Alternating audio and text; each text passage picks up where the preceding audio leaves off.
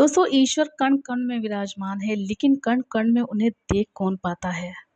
केवल वही लोग उनको प्रत्यक्ष अनुभव कर पाते हैं जो उनकी भक्ति में चूर हो चुके हैं, क्योंकि भक्ति ही एक ऐसा माध्यम है जो आपको शक्ति दे सकता है। भक्त की शरीर की रचना ऐसी हो जाती है और स्वयं मंदिर बन जाता है जिस मंदिर में ईश्वर रहा करते हैं। ईश्वर की वैसे तो बहुत सारी कहानियाँ आपने सुनी होगी, लेकिन महादेव की ऐसी कथा कभी नहीं सुनी होगी जिसमें स्वयं महादेव आकर के एक दास बन के भक्त के घर में उसकी सेवा करते हैं। तो आइए शुरू करते हैं एक बहुत ही प्रेरक कहानी, जिससे आपकी भक्ति को ताकत ही नहीं मिलेगी, बल्कि आपकी भक्ति को एक ऐसी परिपक्वता मिलेगी जो परिपक्वता ईश्वर हमें देना चाहते हैं। ईश्वर कहते हैं कि मैं कण-कण में तुम्हारे साथ विराजमान हूँ, लेकिन तुम्हें वो देखने की नज़र मुझे देनी होगी। और वो नज़र कब मिलेगी? जब आपकी भक्ति पूर्णतः मेरे अंदर उपस्थित होगी। दोस्तों, एक नगर में एक बहुत ही दरिद्र व्यक्ति रहता था। उसकी एक पत्नी भी थी। उसकी पत्नी उसके साथ रहा करती थी और उसकी पत्नी उसको ये कहा करती थी कि जितनी भी भक्ति करते हो वो कम ही पड़ जाती है, क्योंकि हमारे घर में खाने के लिए भी चीज़ें नहीं होती है। दोस्तों, कहते हैं ना, भगवान भक्त की बहुत परीक्षा लेते हैं। यानी कि जब आपकी परीक्षा में आप उत्तीर्ण होते हो ना, तो आपको पुरस्कार चालू होते हैं। तो शायद उस भक्त की भी यही परीक्षा चल रही होगी।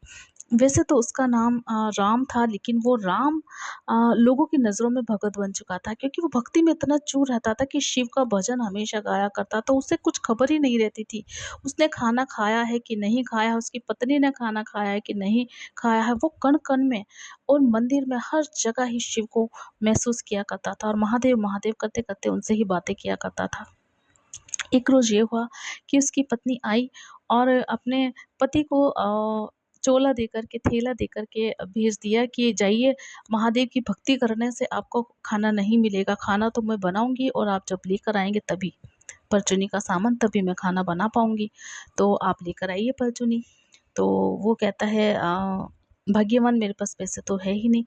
कि तो पत्नी कहती है कि मैं क्या करूँ, आप जाकर के लेके आइए, अपने महादेव से कहिए कि वो आपको पैसा दे। तो वो जाता है उसी परचूनी वाले के पास, जिस परचूनी वाले के पास वो पहले भी लिया करता था। वो बहुत सारा उधार छोड़ा हुआ था उसके पास में। तो जब वो वहाँ जाता है तो वो परचूनी वाला कहता है कि पहले का उधार तो चुकाया नहीं, आपको दूसरा उधार कैसे दें? पहले का उधार चुकाइए और ले जाइए, नहीं तो अपनी पत्नी को हमारे पास भिजवा दीजिए। मतलब उन्होंने इनडायरेक्टली उनको बहुत गलत बात कही कि आपकी पत्नी अ, हमारे पास भेज दीजिए और हम आपको परचूनी का सामान दे देंगे। अब भगत की तो दशा ऐसी थी कि उसे तो क्रोध भी नहीं आता था, क्योंकि वो तो भक्ति में इतना लीन था कि उसे तो कण-कण में भगवान ही दिखाई देते थे। उन व्यक्तियों में भी उसे भगवान ही दिखाई दे रहे थे और बस उन व्यक्तियों में भी भगवान से बातें कर रहा था। कहता था, भगवान कैसी परीक्षा ले रहे हो और कैसी बातें कर रहे हो? मतलब उसकी भक्ति तो अनंत प्रकाश में डूब चुकी थी। उसकी भक्ति इस कदर लालाई थी भगवान को देखने के लिए कण-कण में कि वो उन्हें वही नज़र आते थे। तो जो गाँव के जो लोग थे, बहुत सारे ऐसे लोग थे जो उन्हें नीचा दिखाना चाहते थे, क्योंकि उनकी वजह से है ना, बहुत जो राजा थे, जो बहुत सारे लोग थे पूजा पाठ करवाने वाले व्यक्ति, वो कभी-कभी उनसे करवाया करते थे और उनकी कोई मान-सम्मान नहीं हो रही थी उनके चक्करों में। उ उनकी वजह से साक्षात महादेव उनके जीवन में ऐसे चमत्कार प्रस्तुत कर रहे थे, जहाँ खाने की ज़रूरत होती वहाँ खाना भिजवा देते, जहाँ किसी चीज़ की भी आवश्यकता होती थी ना, वो वहाँ पे पहुँचा देते थे।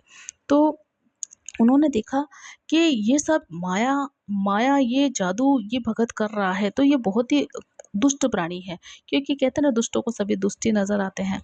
तो उन्होंने उसको रास्ते से हटाने की कोशिश की और यहाँ तक कि जब वो उसके घर गए उसको मारने के लिए, तो स्वयं भगवान शिव वहाँ पर दास बन के प्रकट हो गए और दास बन के प्रकट हो कर के उन दुष्टों को ऐसा दंड दिया कि वो समझ भी ना पाए, और अंत में उन्होंने महादेव के रूप में दर्शन दिए सभी को और कहा कि जब भक्त भगवान का दास बनता है तो भगवान भक्त के दास बन जाते हैं।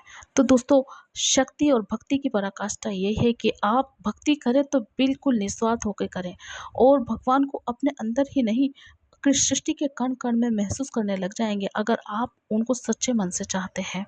और ये सच्ची बात भी है कि अगर आप अपना समर्पण देते हैं ना ईश्वर को, तो ईश्वर भी आपके प्रति समर्पित हो जाते हैं और